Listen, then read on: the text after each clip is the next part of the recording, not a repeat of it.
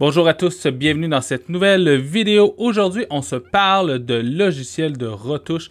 Donc, j'ai été contacté par la compagnie qui produit le logiciel Luminar pour faire un petit test, essayer leur licence et leur logiciel. Et donc, c'est pas un logiciel qui m'avait d'abord vraiment tenté beaucoup. Je suis pas dans la retouche automatique, je suis pas dans ce type de retouche-là, les changements de ciel et tout ça. Et ce que je pensais aussi, c'est que Luminar, c'était un logiciel qui s'utilisait en standalone et donc à part complètement. Donc, il fallait faire nos retouches dans Lightroom ou Photoshop et ensuite exporter et ensuite aller dans un logiciel tiers comme justement Luminar.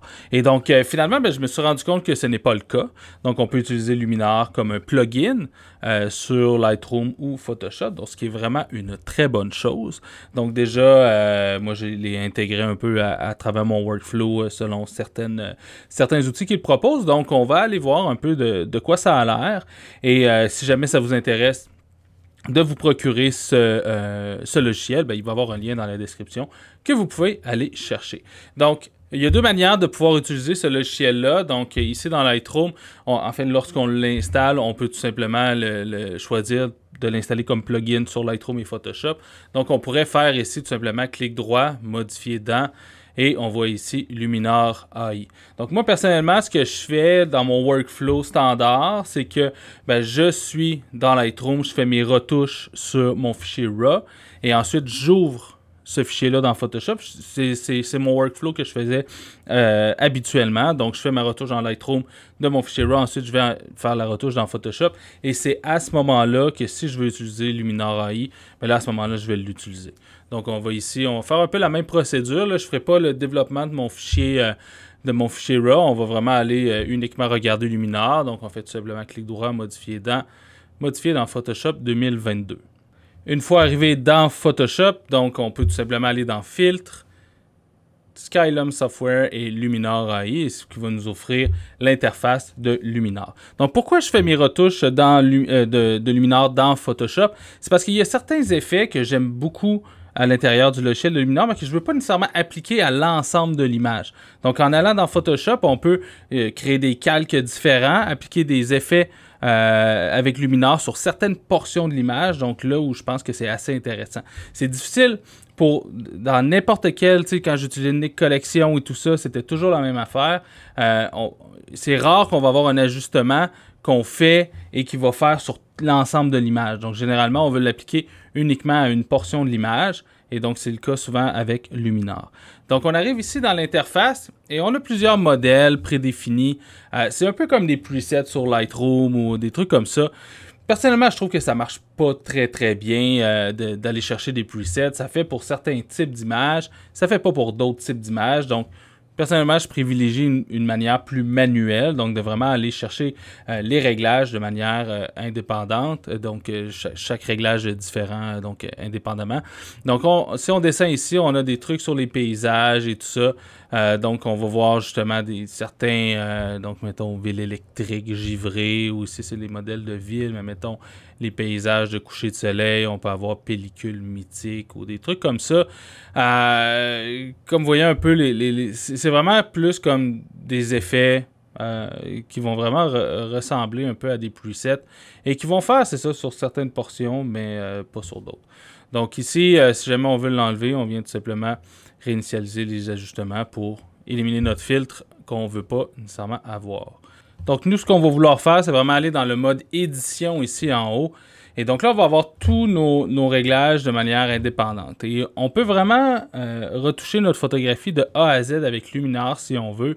On a, si on regarde ici, tout ce qui est avec un petit AI en jaune, c'est des effets ou des réglages qui vont utiliser l'intelligence artificielle. Mais si on va dans la lumière, ici, on a la température couleur, l'exposition, les hautes lumières, les ombres, les noirs, les blancs. Donc tout ça, on a pas mal tous les mêmes réglages qu'on va avoir dans Lightroom. On a des pinceaux de réglage ici. Donc on a vraiment une interface qui est assez similaire à Lightroom.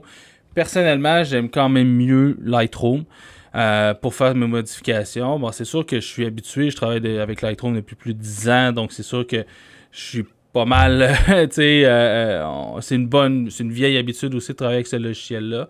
Je pense qu'on peut le faire vraiment de A à Z avec Luminar. Puis Luminar, ce qui est super pratique aussi, c'est, contrairement à Lightroom, c'est pas un abonnement, c'est on achète la licence et ensuite on l'a pour une durée, dans le fond, à vie.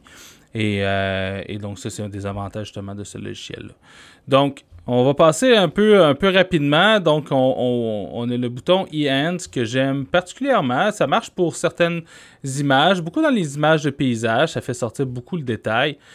Si, mettons, on glisse le curseur jusqu'au maximum, donc vous voyez que ça vient vraiment rechercher une bonne partie les portions qui sont dans l'ombre et tout ça. Généralement, ça va ajouter un peu de structure, ça va ajouter un peu de contraste et tout ça. Donc, ça vient mettre... un réglage un peu global, assez punché sur notre image. Donc, on a ça ici, puis on a l'embellisseur de ciel aussi, généralement, qui va venir assombrir notre ciel pour créer justement un peu plus de contraste. Donc ici, ça ne fait pas un énorme changement, mais voilà. Donc, on pourrait venir ici, monter un peu justement l'accent et aller ici dans la lumière pour venir grimper nos ombres parce que c'est une photo qui était clairement sous-exposée pour bien exposer le soleil.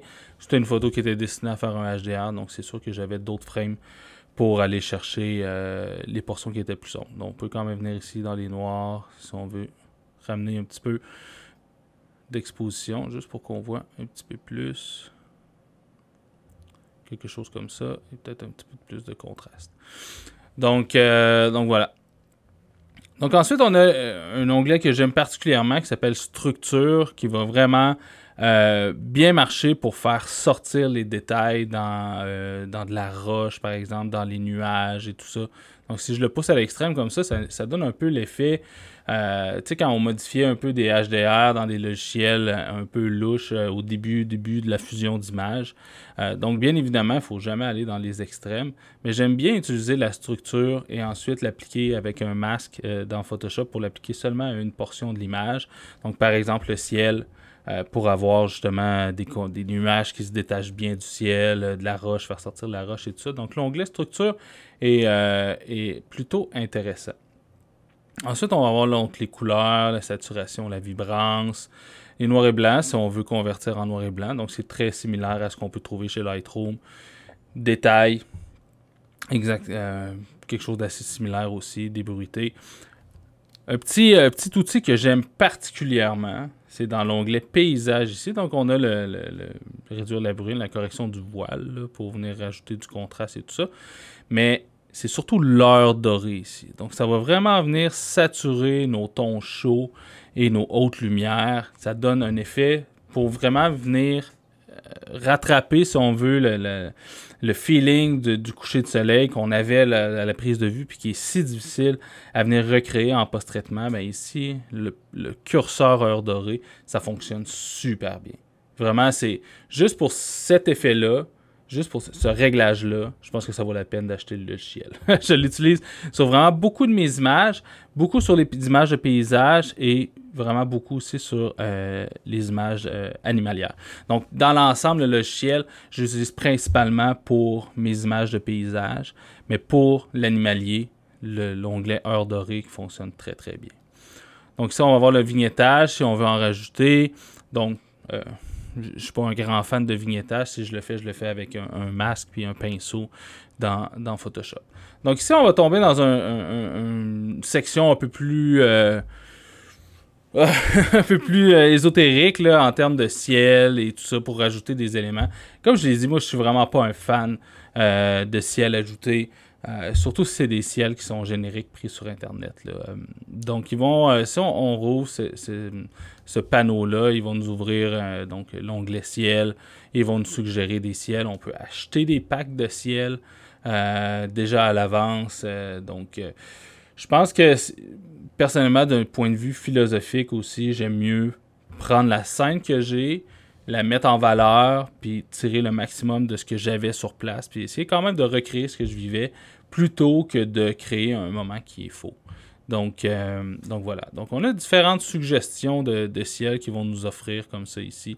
On a plein de réglages pour venir que les tons dans les réflexions soient plus réels. Bon, des trucs comme ça. Je passerai pas beaucoup de temps là-dessus parce que, comme je vous dis, c'est pas quelque chose que je privilégie, puis c'est pas quelque chose que je vous encourage fortement à faire. La fonction est là, vous déciderez si vous voulez en faire. Donc, on peut éliminer ça. Ensuite, on a ciel augmenté. Là, on peut même rajouter des lunes, des montgolfières, des patentes de même, une girafe. Encore là, selon moi, c'est fake. Donc, faut faire attention à ça.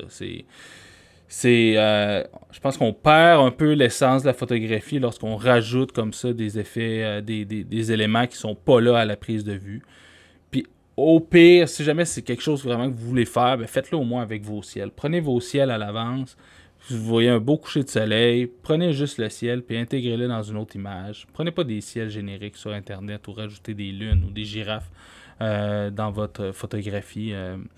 Selon moi, encore là, c'est une question d'opinion, mais je trouve que c'est pas super approprié, spécialement en photographie nature. Donc, bien évidemment, on ne rajoutera pas de girafe ici. Donc, voilà. Donc, ensuite, on peut rajouter un peu de brouillard dans l'atmosphère, des rayons de soleil, des trucs comme ça. Et donc, c'est tous des trucs que moi, je rajoute pas parce que je veux vraiment garder l'essence de ma photographie. On a également dans les réglages créatifs éclat, et donc on peut venir sélectionner ici l'effet Hortonus. J'aime particulièrement cet effet-là lorsqu'on l'applique avec parcimonie. Pour ceux qui ne savent pas c'est quoi un effet Horton, c'est tiré de l'argentique où on faisait une double exposition avec une photo qui était nette et une photo floue et qui crée une espèce d'effet un peu vaporeux, là, un peu dans ce style-là. Et bien évidemment, là, on ne veut pas en appliquer trop, mais je trouve que ça fait un beau vernis quand même sur la fin de notre photographie. Donc, si on veut en mettre, bien évidemment, pas trop en mettre, mais on peut toujours en mettre un tout petit peu. Je pense que ça fait quand même un effet qui est plutôt intéressant, un rendu qui est intéressant sur notre photographie.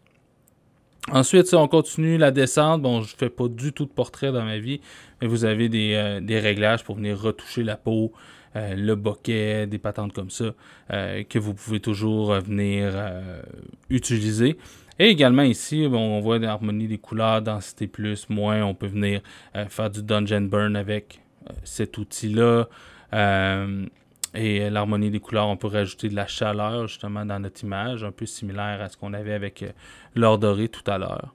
Et on peut activer également certaines corrections optiques qu'on peut venir corriger, la distorsion et le vignettage. Donc, c'est ce qui fait pas mal le tour pour l'interface. Je voulais passer un peu rapidement. Je voulais surtout mettre l'emphase sur les outils que j'utilise.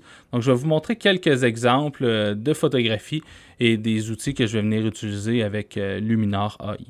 Sur cette image-ci, avec un magnifique renard croisé, renard roux au pelage croisé, j'étais au coucher du soleil, donc le soleil commençait à se coucher derrière. C'était encore un peu haut, mais la lumière était quand même beaucoup plus chaude que ça. Donc c'est sûr, normalement j'aurais fait mon traitement dans Lightroom, réchauffer un peu la balance des blancs, mais on peut faire tout ça avec Luminar. Donc on vient ici dans Paysage et il y a l'onglet que je vous parlais justement de l'or doré.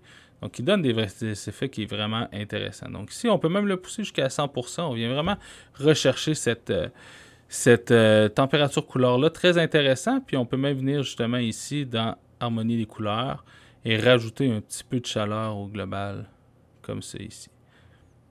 Super top. Donc si on fait le avant-après, donc on vient vraiment chercher ces teintes chaudes justement du coucher de soleil. On peut venir même avec un petit peu de Enhance ici.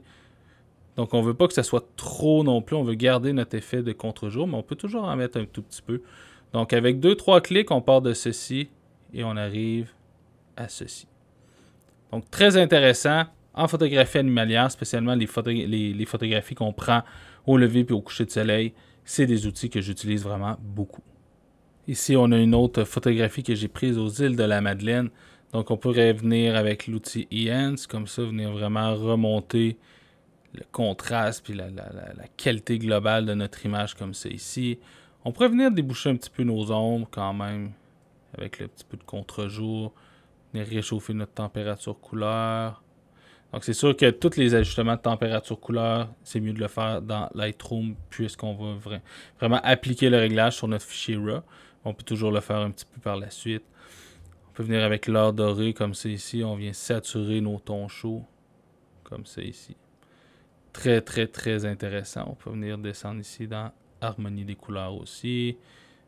Augmenter la chaleur de notre image. Et mettre justement un petit effet Horton. Voilà.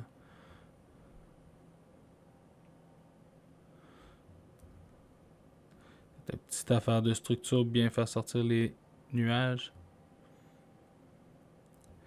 Et peut-être venir faire sortir les noirs un tout petit peu plus. Donc avec 2-3 clics, on peut passer d'une photo comme ça à ceci. Et un petit dernier exemple avec cette image que j'ai prise aux îles de la Madeleine, encore une fois. Et ici, justement, on était au coucher de soleil, donc on peut venir jouer avec notre curseur d'heure dorée. Vous voyez comment on fait sortir les tons chauds. Très, très, très intéressant. Et on vient d'harmonier les couleurs également pour rajouter un petit peu de chaleur globale dans notre image. Comme ça. Voilà. Et on peut juste venir retoucher une toute petite affaire à notre température couleur. Pas qu'on tombe trop dans les tons verts, comme on le voit un peu dans le haut de l'image.